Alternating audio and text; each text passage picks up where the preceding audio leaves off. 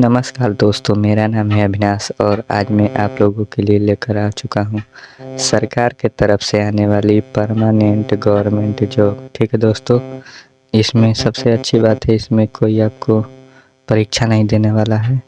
बिना परीक्षा के परमानेंट गवर्नमेंट जॉब है दोस्तों। ठीक है, हाँ दोस्तों, आप लोग यकीन नहीं की कर रहे होंगे ना। आप लोग सोच रहे होंगे कि एक वही है जीडीएस यानी कि डाक वाली भर्ती, जिसमें बिना परीक्षा के वैकेंसी लेते हैं, भर्ती लेते हैं। तो ऐसा नहीं है।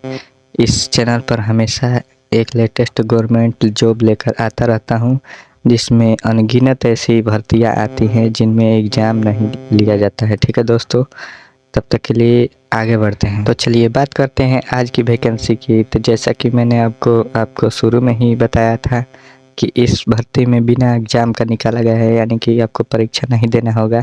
यहाँ देख सकते हैं सिविल कोर्ट रिक्वायरमेंट की तरफ से भर्ती आई है, यानी कि सिविल कोर्ट में यह भर्ती आई है दोस्तों। ठीक है, और बात करते हैं इसके इम्पोर्टेंट डेट्स की। तो यहाँ देख सकते हैं एप्लीकेशन स्टार्ट हो रहा है आपका 1 जुलाई 2026 तक। ठीक है दोस्तों, और एप्लीकेशन अप्लाई करने की बात कर ले लास्ट डेट की, यानी कि आपको 30 जुलाई 2026 तक आपको समय दिया जा रहा है, यानी कि लगभग 1 महीना आपको समय दिया जा रहा है। ठीक है दोस्तों, और बात कर लेते हैं एप्लीकेशन फ़ी की। तो यहाँ देख सकते हैं 30 जुलाई 2026 तक आपको एप्लीकेशन फ़ी भी दे देना होगा। ठीक है दोस्तों, और जैसा कि आपको मैंने शुरू में ही बताया था, इसमें कोई एग्ज़ाम नहीं दिया गया है दोस्तों।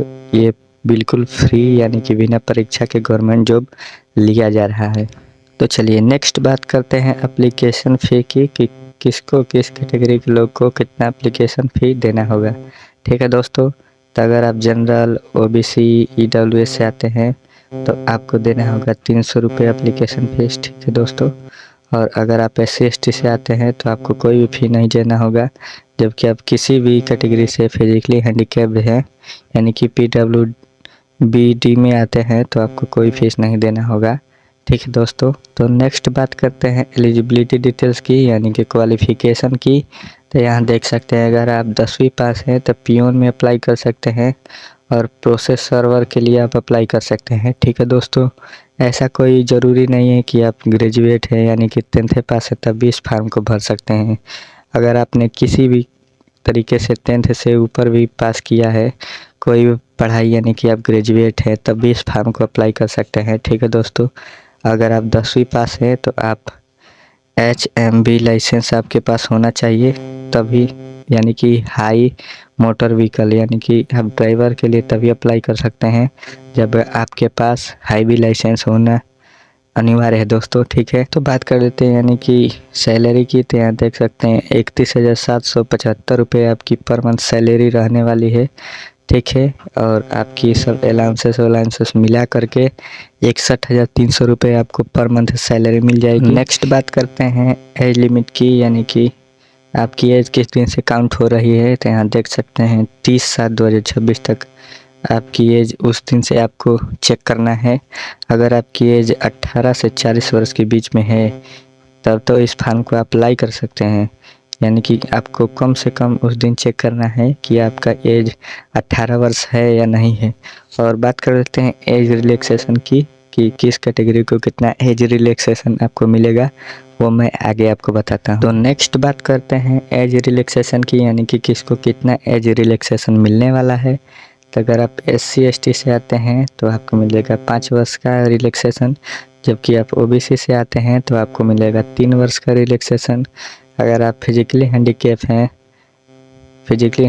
हैं यूआर से तो आपको 10 वर्ष का, जबकि SC/ST से हैं तो आपको 15 वर्ष का, जबकि आप OBC से आते हैं तो आपको 13 वर्ष का। ठीक है दोस्तों, अगर आप एक्स सर्विसमैन हैं, यानी कि आप एक सर्विसमैन हैं, तो आपको मिलेगा सर्विस प्लस 3 इयर्स का एक्स्ट्रा एज रिलैक्सेशन। तो नेक्स्ट बात करते हैं इस वीडियो के सबसे इम्पोर्टेंट टॉपिक, यानी कि सिलेक्शन प्रोसेस के बारे में। तो अगर आप सिलेक्शन लेना है तो आपको सबसे पहले आपका लेंगे एलिजिबिलिटी टेस्ट, यानी कि क्वालिफ़िकेशन टेस्ट, यानी कि आपको चेक करेंगे कि आपने किस तरीके से पढ़ाई किया है, अच्छे से आपको नॉलेज है या नहीं है। ठीक है दोस्तों, उसके बाद अगर आप शॉर्ट लिस्ट होते हैं तो आपका होगा इंटरव्यू, यानी कि आप ड्राइवर के पदों पर ड्राइवर में अप्लाई किए हैं तो आप कर लेंगे इंटरव्यू कि आपको गाड़ी चलाने आ रहा है या नहीं आ रहा है। ठीक है दोस्तों, उसके बाद आपका होगा फाइनल स्टेज यानी कि डॉक्यूमेंट वेरिफिकेशन। इसमें आप सही निकल जाते हैं तो आपको इसमें परमानेंट गवर्नमेंट जॉब मिल जाएगी। ठीक है दोस्तों,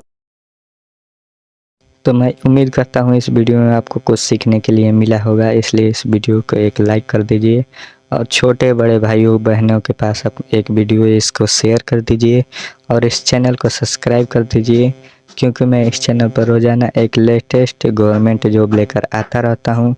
आप इस चैनल को सब्सक्राइब किए रहेंगे तो सबसे पहले आपके पास वीडियो पहुँचेगी और आप ही मेरे वीडियो को देख पाएँ। तब तक के लिए जय हिंद, वंदे मातरम।